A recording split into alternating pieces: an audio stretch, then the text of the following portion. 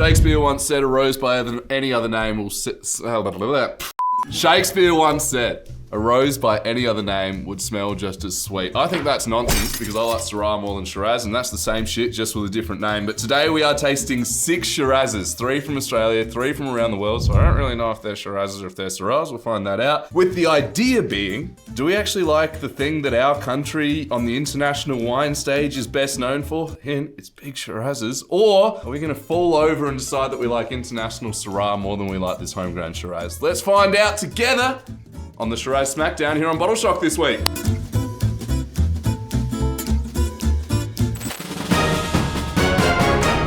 We interrupt your programming to give you an official announcement about this week's episode. Because we value your time here at Bottle Shock, we wouldn't want to waste it by having people who don't know about a grape varietal talk about it. And it is for that reason, and that reason alone, that we've decided to put it all on the guru, Saint-Henri himself, of the Shiraz grape, to talk you through these 6 wines. So Brendan and Noah, cut that. It's on the editing room floor. When we come back together, all 3 of us are going to be there, but we thought, we got the Shiraz guru, why don't we just lean on him in the blind tastings? It's definitely nothing to do with any tech issues to do with the recording. I don't know what you're talking about. So yeah, enjoy my thoughts on these Shiraz Syrahs, and then when we come back together, we can hear what the other guys have to say. Cheers, and back to your regular programming.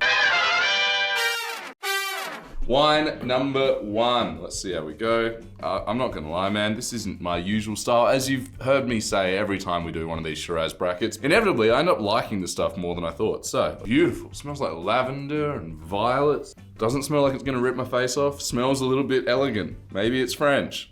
Oh, dude. If I didn't know better, I'd call it Pinot. Nah, it's just really elegant. There's all these pretty floral flavors coming through. There's not a lot of tannin. To call it a Shiraz, I don't know if I would call it a Shiraz. It feels very Syrah adjacent to me. Yeah, bang, dozen off the bat. I reckon that's gonna be 120 bucks a bottle. Shit's delicious. Hot start to the Shiraz bracket. Who saw that coming? Alrighty, this is smelling a little bit dustier. Greatest generation, golden generation, baby boomery, if you will. It's got a bit of bacon fat to it. This is back in the Shiraz category for me as opposed to that last little pretty boy. Who wants delicious tasting, elegantly integrated floral notes in their wine when you could have bacon? I think that this is modern Aussie Shiraz. And I say modern in the sense that it does have a lot more, I don't know, brightness and lightness to it. It's not heavy and dusty and tannic and ouch. I'll have 3 of those. No, I won't. I'll have 6, but I won't pay a lot for it. I think that's a $35 bottle of wine. You go to most pubs in Australia, that's gonna be something that you can get by the glass. I'd be really happy with that as my pub red. All reds. I mean, they're all reds. There's no need to say that. They're Syrahs or Shirazes. Again, looking at the color of this, there's a lot more purple highlights in there, which to me just screams Syrah as opposed to Shiraz. Okay, the nose is sort of a combination of the first 2 wines where it does have a little bit of like floral elegance to it, but then there is the like spice, pepper, bacon fatty.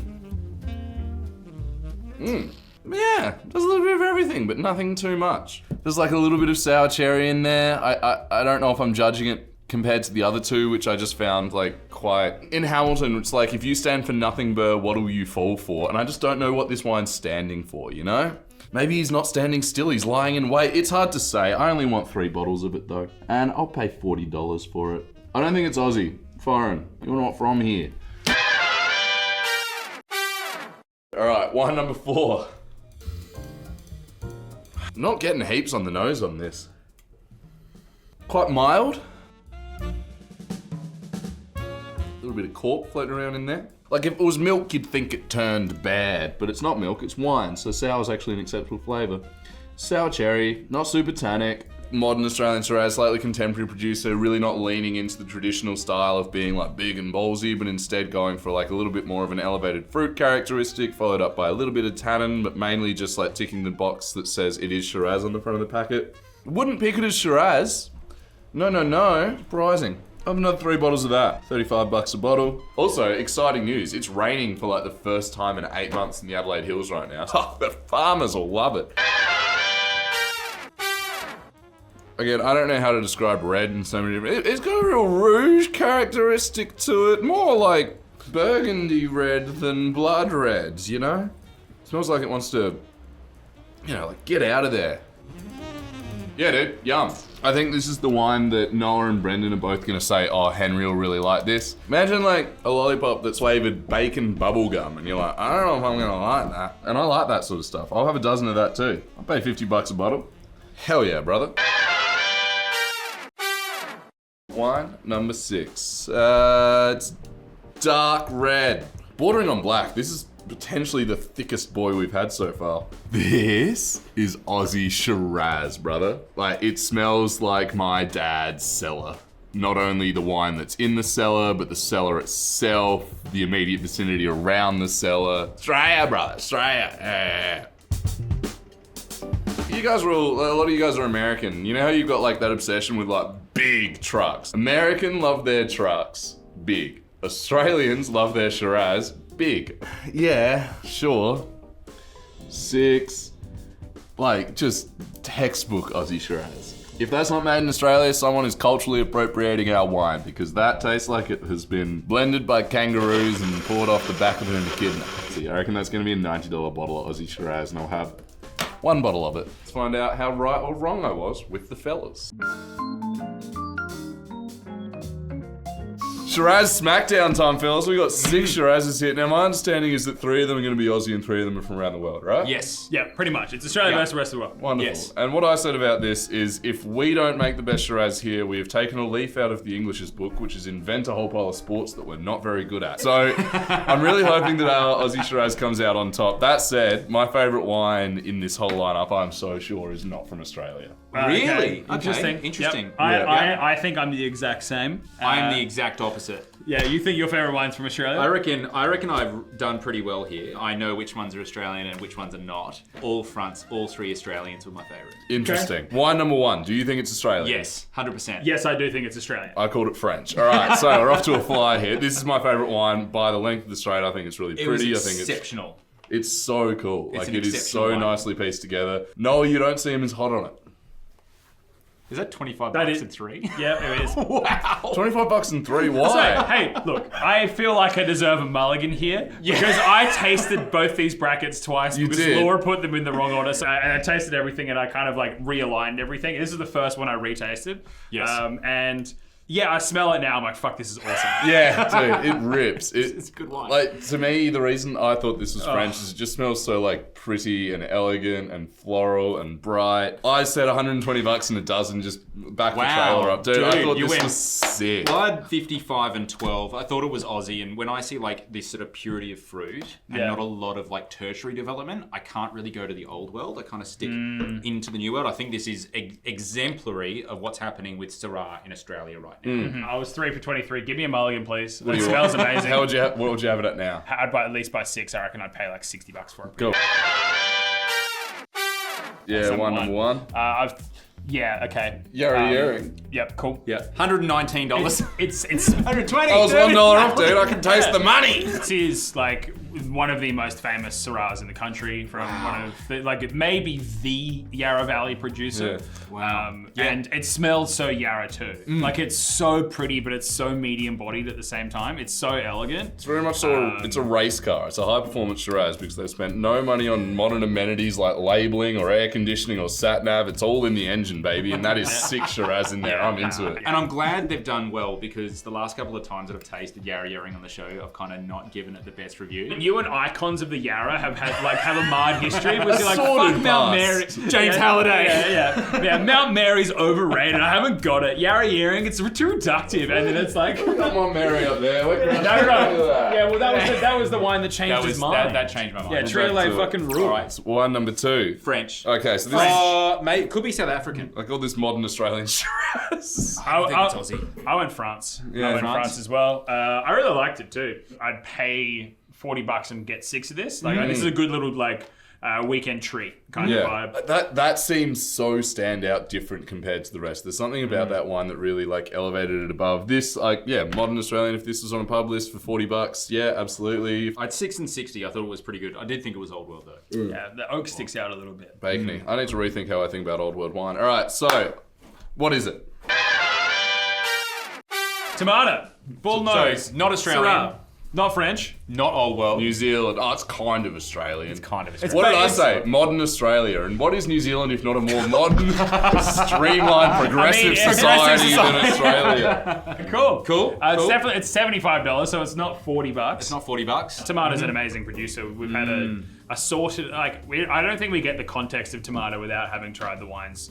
I haven't tried any tomato like with context. Yes. I've only tried them blind on this show, and Yes. every time it's been like, yeah, cool, I guess. But That's- like, and then that's you were amazing, like, though. Yeah, that's really cool. That's amazing. One number 3. Back Old World again. I went non-Oz for this one. I'd pay a little bit more than I did for the last one, but I just wouldn't drink it all that much. You know that part in Hamilton where Aaron Burr's talking about, like, he's lamenting the fact that Hamilton's able to go and duel with this shit because he's got nothing to lose, but he's having to... So I think that this wine isn't standing still, it's lying in wait. I don't think it's quite there yet, but it needs to get there. Like, it could be bland, but I reckon give it a little time and it'll come through. Yeah, okay, good. I didn't like it that much. 3 for 40, I thought it was international. 3 for 35, and this is where you start to see the difference between, I think, New World and Old World, where it's the palate. The palate weight's just not rich, not dense, not powerful. This is what we're conditioned to in Australia, for sure. Absolutely. We have this sort of weird perversion that we think that Syrah is a thick thing, as opposed to it actually being close to what we might now see as like modern day Pinot. But wasn't a big fan. 3 and 35. 3 for 50. 3 and 40. Ho. Who's that? Fucking Hunter Valley. Wow. There you go, Aussie. That's Aussie. wacko for Hunter Valley. That is nowhere near as kind of like meat and freshness that Hunter Valley Shiraz really gets. That's really Thomas. interesting. $85? Yeah. That's pretty cool. That's top tier. That's top tier from Hunter Valley. And Hunter Valley is always pretty, like, they pull it off a little bit earlier. It doesn't really get to that sort of level Well, of ripeness. yeah, they have to sometimes harvest in fucking December. So Damn. it's Eat my words. It's a place where you shouldn't plant grapes for the most part, but they managed to make it work. You reckon that wine's going to be better in about 5-10 years? Yeah, absolutely. Lying in think wait, so. baby. Sour cherry, not super tannic, cool. Wine number 4. I don't know, man. When we're tasting Syrah next to Syrah, next to Shiraz, next to Shiraz. This is fucking outrageously good. This is my wine of the lineup. This is Wow. Rhone Valley at the Apex. I think this is banging shit. Like the bacon fat that you talk about's there. I just think this is beautiful. I love this. I just don't Hunter Valley number. see this much varietal typicity out of any New World producer. Like I think it's just so perfectly Syrah. I'm like, it's Except for like- maybe here. Well, that's true. No, very. I had $35 and 3. I wasn't the biggest fan. I thought again, it's the thinness on the palate. 3 for 35. 12 for 100. Yeah, wow. $265. Oh, dude. Well, this isn't Rhone. This is California. In America, you could probably buy this on the shelf at under $100. Yeah. USD. So, $265. yeah, well, that's because the Australian dollar is fucking garbage to the US dollar. That's actually not too much of the American pricing's fault. It's Unless- just like, yeah. Let's not fall into the trap of talking shit about a wine that costs too much money from another country when it's not as that much money in the... Now the country, because Yeah. we'll hear about it We'll hear about it. down there. Like, that's about $80 on the shelf in the US, and I Yeah. think that is a really good price for that particular wine. And the South Africans have like big front row props, whereas Americans have automatic weapons. So I'm not talking shit about that wine at all. Wine at number 5. I went back to Oz for What? this one. I went to Old World. Bubblegum bacon for me. I don't think it is Cab Sounds Mac, great. but it gave me a bit of like Cab Mac sort of energy. I don't think it is, but I wanted a dozen for $50. I was super into this. Cool, yeah. There's this portiness to it. There's like an interesting. I mean, it definitely has to be Australian. Or one of these have to be Australian. It's fucking Yoplait though. It just smells Yeah. like Yogurty. this is the Yoplait one. Sorry, now I remember this. It's the Yoplait one, Yeah, of course. yeah, no, it is quite charming and fun in its way. Oh, how much would you pay for it? $50. That was $50 too. How much it did was you pay for it? 55, but I only wanted 3. I went 6. All right, so let's see. Not Cote de Rotie, 150. Cote Rotie. Cote Rotie. Cote Rotie. Cote Rotie. Yeah, that's not quite as it's not what I want from Cote Rotie. Like, I want this from Yes. my Cote Rotie. Yes, yeah, Like yeah. this isn't what I see as Cote Rotie. Like Cote Rotie, I would Swear never to call it God. Cote Rotie. Put it in a can, call it Cody Rotie. How much is a can? I'm alright with that. It's $8,000. Yeah. Wine to line up. Textbook Aussie Shiraz hated it. Loved it. Didn't hate it, but like... That is amazing, amazing Barossa Shiraz in all of its glory. It's Standish, it's the vibe, it's Marvo, it's Fraser McKinley. It's one of those wines where initially I was like, I don't like this. It's a lot. Eucalyptus. It's dense. It's like ink and iodine. But then you have to like kind of revisit, and you can kind of see the elegance and the detail and how pretty and fresh it is whilst having all of those crazy intense characters. It wasn't my favorite of the bracket because I like that kind of classic old world referencing style. Like this is what Australian Shiraz should taste like. So I'd pay 120 bucks for that, and I'd buy 12. I think it's an amazing, amazing wine, but it's just I prefer that style. I had 150 and 12. I had 90 and 1. Oh no, never mind. John Duval? John Hey! Duval. Whoa! Yeah, cool. 119. Awesome. The Barossa Vineyard selection. Hey, look, it's exactly what you guys said. It's really good Barossa Shiraz. If you're into this style, it's a really good example of it. Was the ex-head winemaker of Penfolds for Cool. a number of years. That's so correct. He knows his way around, Shiraz Yeah. wine. I think that's an amazing one. I think it's a really if all Barossa was like that, it'd be great. This is going to be really challenging because we were all over the shop. Hey, That's me. Yarra Yering. I had 12 of that as well. I was on 3, but to be perfectly frank, But you like upped. I love that wine. I think it's awesome, and I'm more than happy. Where else do we want to go? For me, I fucking love that Arnot-Roberts. One, number 4? I know it's super expensive. 3 and 3. Yeah, I'd rather have 2 of those than one of those. Maybe? Yeah? No, I don't know if you would. But, No, I would. I think that wine's still really, really good for 265 bucks. But what I'll do is next time I'm in the States, I'll see that, I'll buy it and bring it back and save about $100. Yeah, 100%, bootlegged suitcase bottles. So the Aussies chose an Aussie wine. Yeah, Yeah, overall, so back in order in terms of, it was Australia, not Australia, Australia, not Australia. So it was alternating, right? So we started Oz. On, off, on, off, on, tick, no, tick, no. So 12, 6, 3, 306 rather. 15, 27. Why are we doing so much maths? I got 27 bottles of This Aussie is- versus 10 bottles of non-Australian, so I'm just saying the English still suck at cricket and we can still make Shiraz. Anyway, see you guys, see you next time.